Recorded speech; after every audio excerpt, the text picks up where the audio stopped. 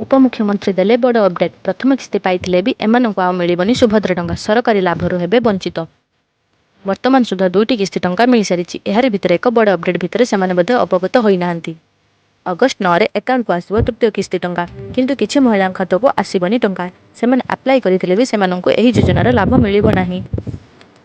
सुभद्रा योजना को नहीं पूर्वर गाइडलाइन प्रकाश पाई। राज्य सरकार द्वारा लागू होगा जाउथबा सुभद्रा योजनार विस्तृत गाइडलाइन प्रकाश पाई। किंतु वर्तमान उपमुख्यमंत्री देथिबा सूचना अनुसार एबे सुधा 2 लाख रिजेक्शन आसी। प्रथम किस्ती नेला परे किए आईटी रिटर्न भरिछि त आउ किए गाड़ी किनिथिबार जणा पड़िछि। एहार सर्वे हेबो। तथ्य सठिक थिले आउ मिलिबो नाही सुभद्रा टंका।